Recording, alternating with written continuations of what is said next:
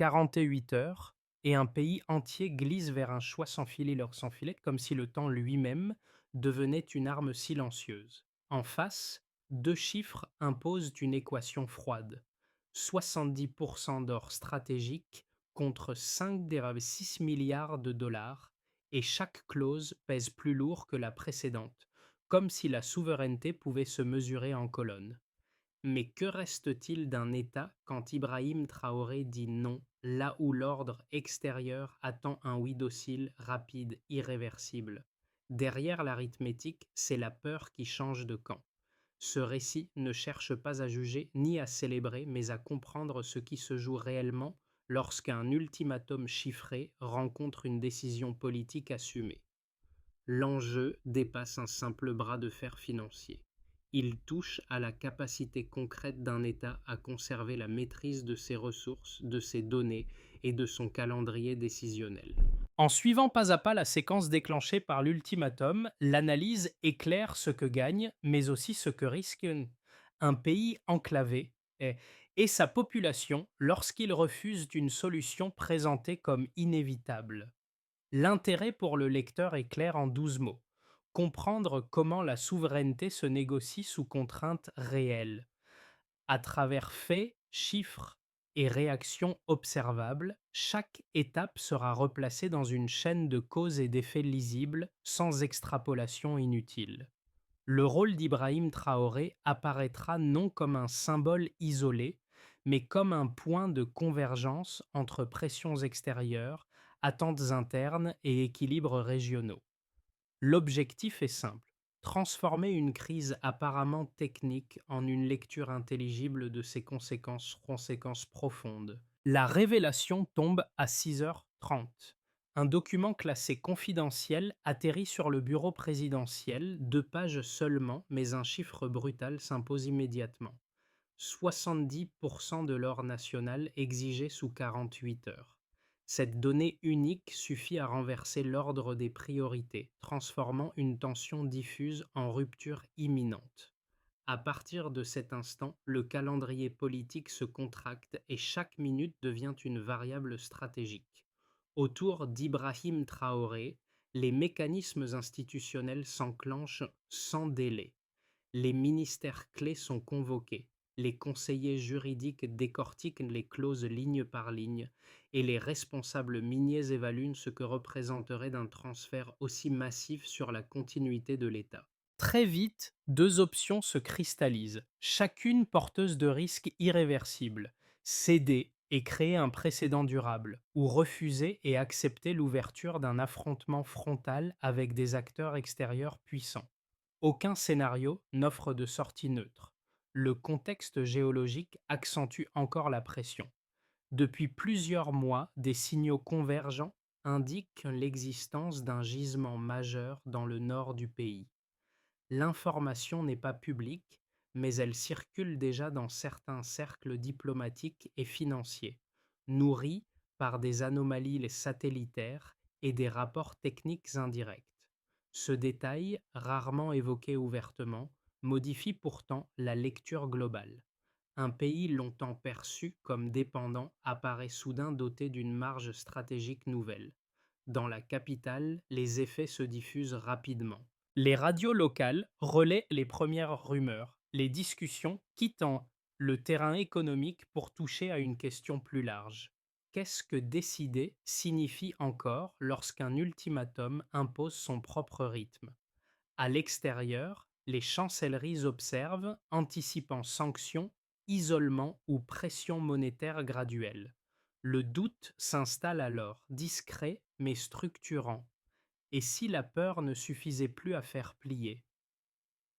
Cette interrogation suspendue trouve son pivot dans la figure d'Ibrahim Traoré, dont le silence initial n'est plus perçu comme une hésitation, mais comme un temps de mesure avant un basculement. Dans les heures qui suivent l'ultimatum, la crise quitte les salles feutrées pour s'incarner sur le terrain. Autour d'Ibrahim Traoré, l'entourage présidentiel se transforme en véritable ligne de front organisationnelle. Les réunions s'enchaînent, les téléphones vibrent sans interruption, et les décisions ne sont plus théoriques. Elles affectent directement des institutions, des travailleurs et des territoires entiers. La politique cesse d'être abstraite pour devenir opérationnelle.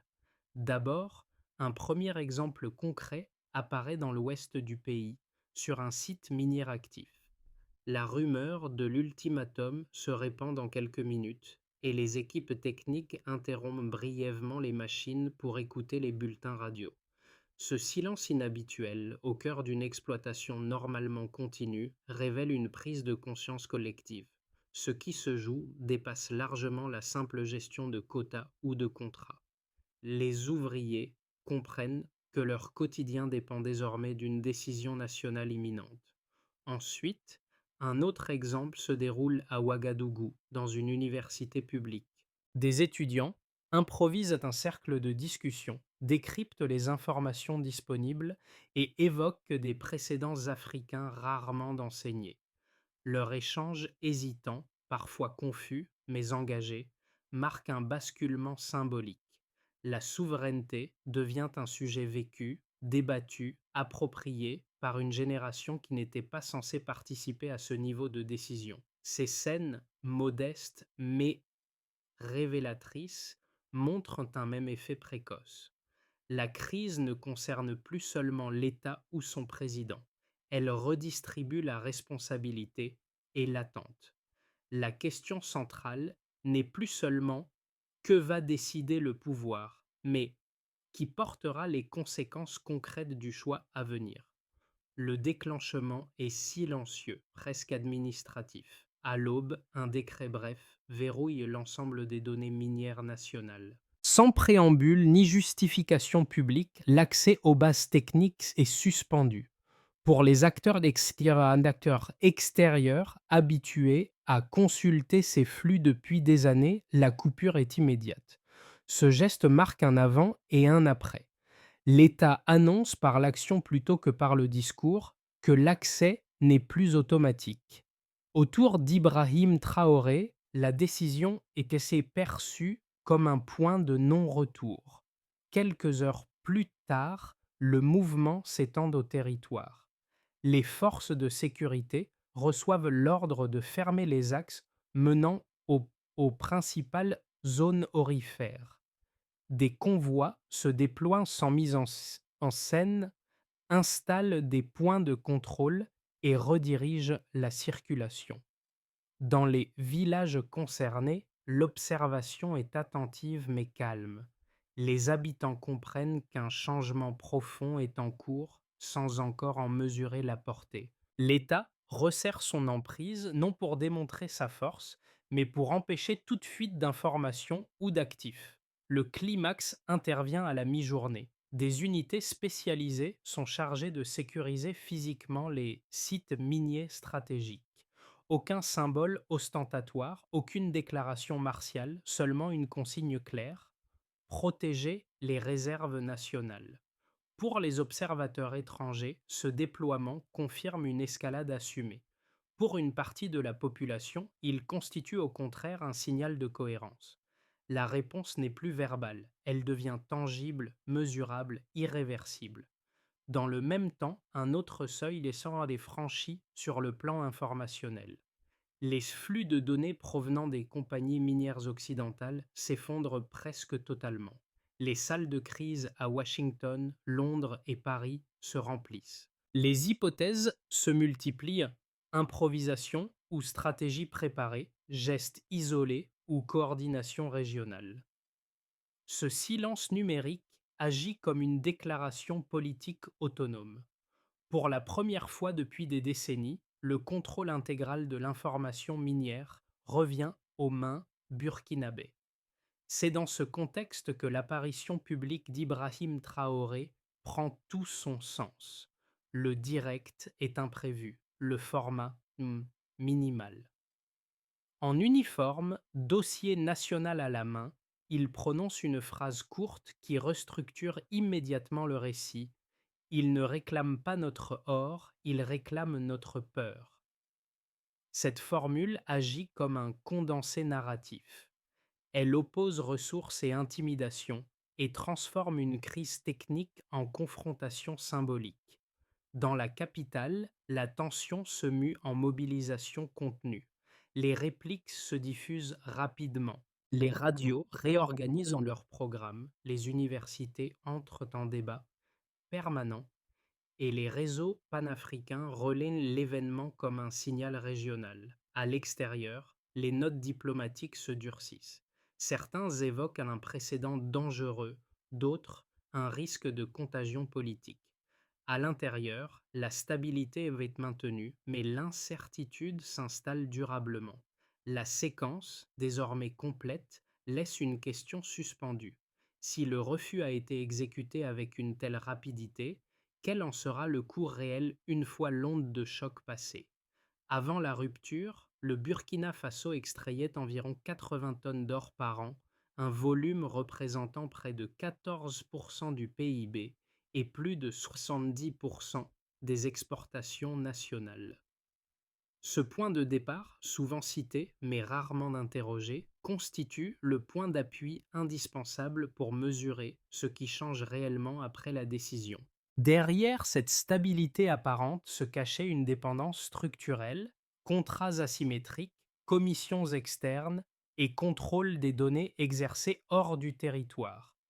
Le système fonctionnait, mais il plafonnait la capacité du pays à capter la valeur réelle de sa ressource stratégique. 3 mois après la nationalisation effective, un premier changement net apparaît. La production recule temporairement de 18%. Cette baisse immédiate suscite des lectures opposées. Pour certains observateurs, elle signale une fragilité opérationnelle et confirme le risque d'isolement. Pour d'autres, elle reflète un ajustement mécanique lié au retrait d'intermédiaires techniques et à la reprise en main de chaînes décisionnelles auparavant externalisées. Dans les faits, la transition ralentit l'extraction, mais elle ouvre un espace inédit de réorganisation interne. Le choc n'est pas un effondrement, il correspond à un déplacement des leviers de contrôle. Un autre repère important concerne les flux financiers extérieurs. 100 jours après l'annonce publique, 62% des transactions internationales liées à l'or échappent désormais au circuit dominé par le dollar. Elles basculent vers des instruments alternatifs, plus fragmentés et parfois plus volatiles. Ce déplacement modifie profondément l'architecture monétaire du pays. La dépendance aux chambres de compensation occidentales diminue, tandis que de nouveaux risques émergent. Acceptabilité internationale variable, apprentissage accéléré pour les opérateurs locaux, exposition accrue aux fluctuations. L'effet net, toutefois, est clair. Une marge d'autonomie accrue, même si elle reste fragile et coûteuse. Un troisième repère éclaire l'intérieur du pays. La réallocation des revenus aurifères entraîne une hausse marquée des investissements publics. Plus 5% dans les infrastructures, plus 23% dans l'agriculture et plus 27% dans le secteur militaire. Ces fonds, auparavant dispersés sous forme de redevances et de commissions extérieures, circulent désormais dans l'économie nationale. L'impact devient visible sur le marché du travail, avec une baisse du chômage de 8,4% à 5,9%. Cette évolution surprend de nombreux analystes, car elle intervient dans un contexte de tensions extérieures accrues. Elle suggère que l'économie absorbe mieux ses propres ressources lorsque les flux sont internalisés. Ces données provoquent des réactions contrastées. Les institutions financières internationales parlent de modèles risqués, craignant un précédent régional. D'autres experts, notamment au Sahel, y voient une transition classique. Contraction initiale, puis consolidation progressive. Les chiffres ne tranchent pas entre deux visions irréconciliables. Ils cartographient un passage, coûteux mais structurant, d'un système d'extraction dépendant vers un modèle plus contraignant et plus cohérent. Au centre de cette lecture chiffrée, la figure d'Ibrahim Traoré apparaît comme un point d'ancrage politique. Les nombres ne racontent pas une victoire immédiate, mais ils montrent qu'un refus peut produire autre chose qu'un chaos automatique. Les critiques de la décision burkinabé s'organisent autour d'un raisonnement cohérent qu'il faut examiner sans le caricaturer. Selon cette lecture, majoritairement portée par des analystes financiers occidentaux, la rupture engagée fragilise un pays enclavé dont l'économie dépend encore fortement des importations. La sortie partielle des circuits monétaires traditionnels complique l'accès aux équipements industriels, aux pièces énergétiques et à certains intrants agricoles. À moyen terme, cette contrainte logistique pourrait ralentir la production globale, réduire les réserves de change et accentuer la pression sur les ménages. Dans cette perspective, la souveraineté affirmée aurait un coût cumulatif susceptible d'éroder la stabilité intérieure. L'argument se veut pragmatique. Il rappelle que l'interdépendance économique n'est pas un choix idéologique, mais une réalité structurelle. Aucun État ne peut, du jour au lendemain, remplacer des décennies de chaînes d'approvisionnement externalisées. Les sanctions ciblées, même limitées, peuvent produire des effets différés mais profonds. Pour ce camp, le risque principal n'est pas l'effondrement immédiat, mais l'usure progressive, une accumulation de frictions qui finit par restreindre la capacité d'action politique. Face à cette lecture, une réponse tout aussi structurée émerge, notamment parmi des économistes africains et régionaux. Ils ne nient pas les coûts, mais en contestent l'interprétation. Selon eux, la dépendance antérieure masquait une fragilité plus profonde, un système où la stabilité reposait sur la captation externe de la valeur. La contraction initiale n'est donc pas un accident, mais une phase attendue de transition. Les ralentissements d'importation deviennent des signaux d'ajustement plutôt que des preuves d'échec. Les données déjà observables nuancent le tableau pessimiste. Malgré la baisse temporaire de production, les revenus domestiques liés à l'or augmentent, les investissements internes progressent et les dépôts bancaires se renforcent. Ces éléments n'annulent pas les risques logistiques, mais ils en limitent la portée. Il suggère qu'une économie peut absorber des chocs externes lorsqu'elle récupère le contrôle de ses flux essentiels. La position d'Ibrahim Traoré s'inscrit précisément dans cette zone de tension entre prudence et rupture. La décision ne supprime pas les coûts, elle choisit de les affronter ouvertement. La question centrale n'est donc pas de savoir si le risque existe, mais quelle vulnérabilité est la plus soutenable à long terme, celle de la dépendance silencieuse ou celle de l'ajustement assumé. Ce basculement ne tient pas à un nouveau chiffre, mais à un déplacement de perception. Lorsque Ibrahim Traoré apparaît publiquement et formule une réponse qui refuse le langage technique de l'ultimatum, la crise cesse d'être lue comme une négociation financière classique. Elle devient un test de crédibilité politique. Ce moment agit comme une charnière. Il révèle que l'enjeu principal n'est plus l'or lui-même, mais la capacité d'un État à contrôler le rythme et le cadre de la confrontation. Dans les chancelleries étrangères, cette révélation produit un effet inattendu. Les analystes, qui anticipaient un marchandage discret ou un report tactique, doivent réviser leurs hypothèses. La rapidité d'exécution, la cohérence des mesures et l'absence de signaux contradictoires indiquent que la décision n'est pas improvisée. Le pouvoir burkinabé ne cherche pas à gagner du temps. Il impose un tempo. À l'intérieur du pays, la lecture change tout autant. Le refus n'apparaît plus comme un pari risqué isolé, mais comme une posture assumée, inscrite dans une logique de continuité. Les débats de GT se déplacent. Au lieu de demander si le pays peut tenir, beaucoup s'interrogent désormais sur ce que cette fermeté oblige les acteurs extérieurs à reconsidérer. Cette révélation médiane éclaire rétroactivement les étapes précédentes. Les décrets, les verrouillages et les silences ne sont plus perçus comme défensifs, mais comme les éléments d'une stratégie lisible. Le récit n'est plus subi, il est repris en main. Et cette reprise modifie la suite possible des événements. Les effets du refus ne se limitent pas à une séquence politique. Ils se déploient en cercles successifs, chacun révélant comment une décision nationale redessine des équilibres établis.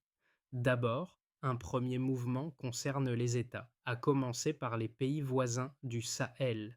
Au Mali, au Niger et en Guinée, la réaction est rapide et pragmatique. Des échanges discrets s'intensifient, des mécanismes de coordination sécuritaire et logistique sont évoqués, et l'idée d'un espace de protection commun gagne en crédibilité. Le geste porté par Ibrahim Traoré agit comme un signal. Un refus assumé n'entraîne pas mécaniquement l'effondrement d'un État, et cette simple constatation modifie les calculs régionaux. Ensuite, un deuxième mouvement touche les entreprises, en particulier le tissu économique national.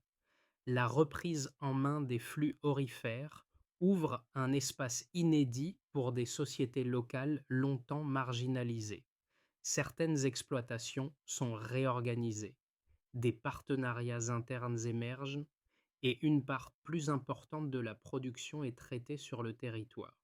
Cette dynamique reste fragile et inégale, mais elle crée une marge opérationnelle nouvelle. À l'inverse, plusieurs acteurs étrangers suspendent ou ralentissent leurs activités, introduisant une période d'incertitude.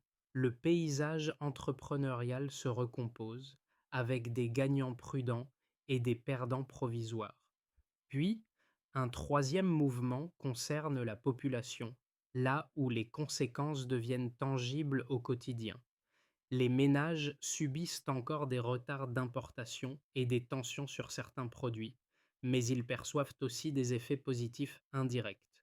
Les investissements publics redirigés vers les infrastructures et l'agriculture créent de l'emploi local. Dans les universités et les quartiers, les discussions sur la souveraineté cessent d'être abstraites. Le sentiment dominant n'est ni l'euphorie ni la crainte pure, mais une vigilance engagée. Beaucoup comprennent que la transition comporte des coûts, mais aussi des leviers nouveaux. Enfin, un quatrième mouvement s'étend à la région et à l'international. Sur les marchés de Londres, l'incertitude alimente la volatilité. À Paris, et à Washington, les analyses oscillent entre inquiétude et incompréhension, certains évoquant un précédent difficile à contenir. En revanche, dans plusieurs capitales africaines et asiatiques, la lecture est différente. Un État enclavé a modifié un rapport de force considéré comme figé. Cette divergence de perception crée un espace diplomatique plus fragmenté, où les leviers traditionnels perdent une partie de leur efficacité. Ces quatre cercles ne s'additionnent pas mécaniquement, ils interagissent.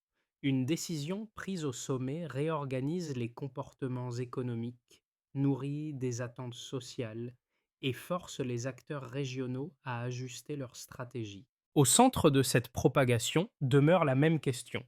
Jusqu'où un choix assumé peut-il redessiner des équilibres bien au-delà de ses frontières? À moyen terme, l'évolution de la situation dépendra moins d'un événement unique que de l'enchaînement de seuils critiques. Trois scénarios permettent de baliser l'espace des possibles sans prétendre à la prédiction. Le premier scénario, le plus probable, repose sur une continuité exigeante. Le Burkina Faso maintient sa ligne actuelle. Contrôle renforcé des ressources, ajustement progressif et coopération régionale pragmatique. Les revenus aurifères internalisés soutiennent une croissance modérée, suffisante pour préserver les services essentiels.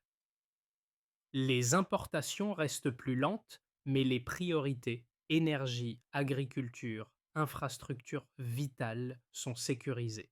La stabilité politique est conservée au prix d'une gestion serrée et les partenaires extérieurs s'adaptent sans rompre totalement. Ce scénario n'offre ni envolée ni effondrement. Il installe un équilibre sous contrainte. Un scénario plus favorable suppose une consolidation accélérée. De nouveaux partenariats non occidentaux fluidifient l'accès aux équipements et au financement. Les investissements énergétiques, notamment solaires, réduisent la dépendance aux importations coûteuses. La coordination régionale gagne en efficacité, sécurisant des corridors commerciaux alternatifs. Dans ce cadre, la montée en compétence des acteurs locaux transforme la transition en levier de croissance. Le pays devient un pôle régional crédible et l'exemple fait école. La souveraineté affirmée cesse d'être défensive pour devenir attractive. Enfin, un scénario plus difficile apparaît si les pressions extérieures se durcissent. Des sanctions ciblées, des restrictions sur les équipements miniers et des entraves logistiques ralentissent fortement l'activité. Les importations vitales se contractent, la production chute durablement et les tensions sociales augmentent. Les partenaires régionaux, bien que solidaires, ne parviennent pas à compenser l'ampleur des contraintes. L'économie s'installe dans une atonie prolongée. L'État reste debout, mais au prix d'une usure interne qui limite ses marges d'action. Ces scénarios partagent une clé de lecture commune. La dynamique n'est pas linéaire.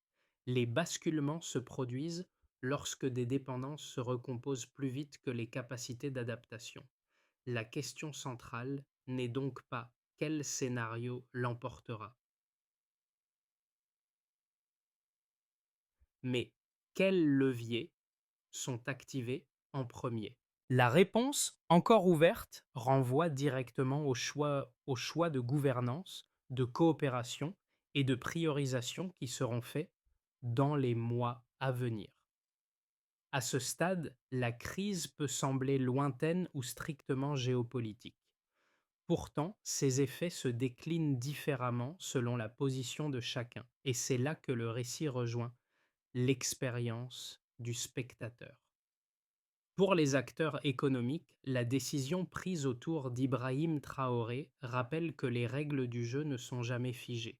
Une chaîne d'approvisionnement jugée stable peut se reconfigurer en quelques jours et la résilience devient une compétence stratégique, pas seulement financière. Pour les citoyens, y compris hors du Burkina Faso, l'épisode met en lumière un mécanisme plus universel. Les choix politiques abstraits finissent toujours par produire des conséquences concrètes. Retard, pénurie temporaire, mais aussi opportunités locales émergentes sont les deux faces d'un même mouvement.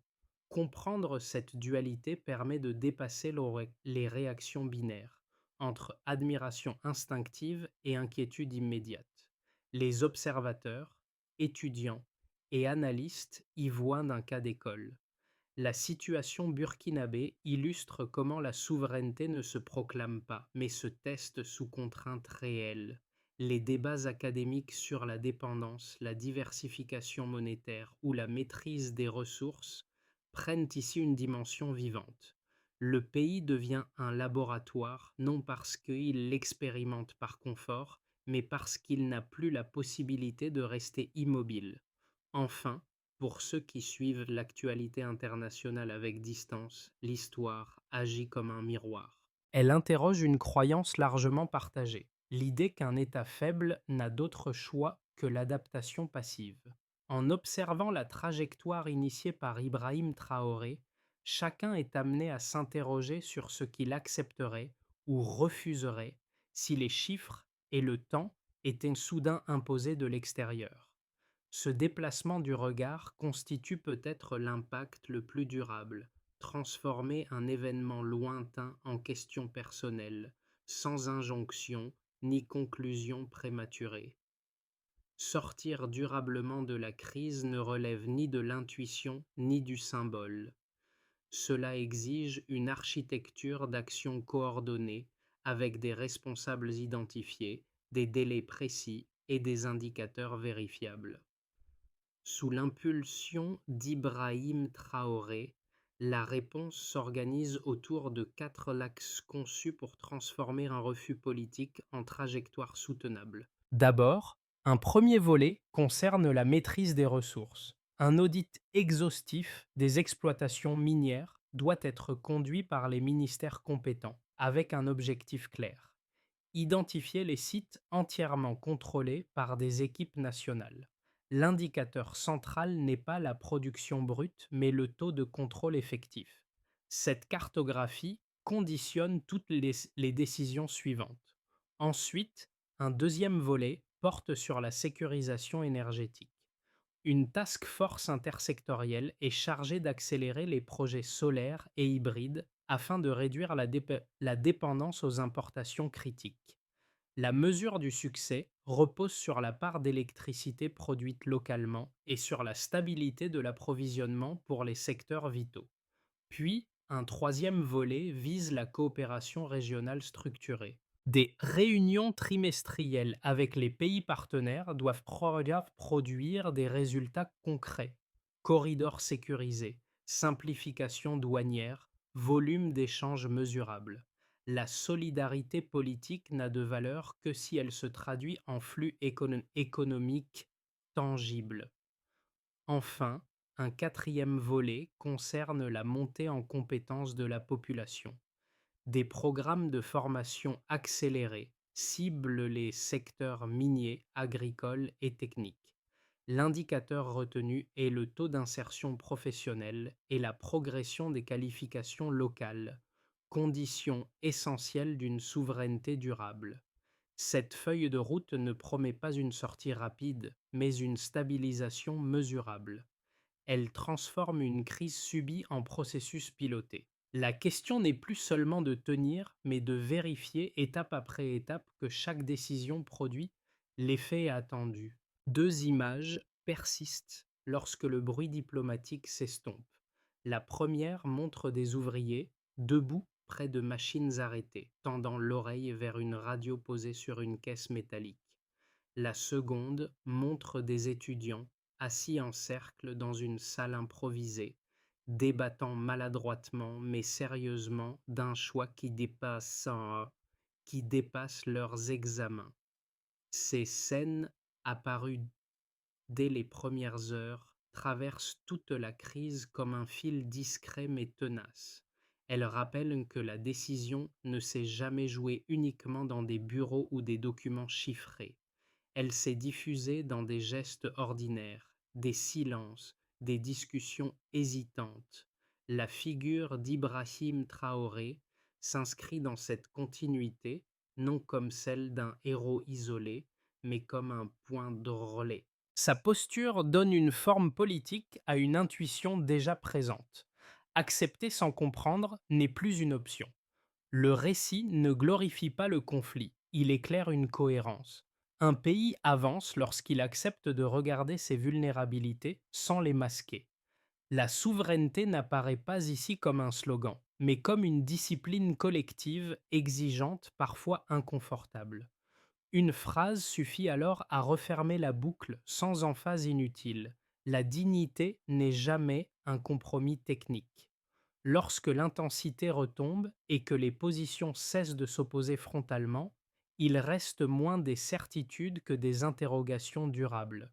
L'épisode traversé par le Burkina Faso ne se limite pas à un refus ponctuel. Il invite à repenser la manière dont les décisions collectives sont prises sous contrainte et ce qu'elles révèlent des rapports de force contemporains. Sans slogan ni mot d'ordre, le récit laisse volontairement des zones ouvertes. L'histoire portée par Ibrahim Traoré agit comme un révélateur symbolique. Elle montre qu'un choix national, même risqué, peut déplacer des lignes longtemps considérées comme immuables. Elle rappelle aussi que chaque affirmation de souveraineté s'accompagne de responsabilités, de coûts et de dilemmes qui ne disparaissent pas avec le temps. Rien n'est figé, tout dépend des trajectoires que l'on accepte d'emprunter. L'invitation est simple et sans injonction. Poursuivre la réflexion, confronter les points de vue, relier cette situation à d'autres contextes proches ou lointains. Car au-delà des chiffres, des savants, des scénarios et des analyses, une question demeure adressée à chacun. Qu'est-ce que cette histoire change dans votre manière de comprendre le pouvoir, la dépendance et le choix collectif?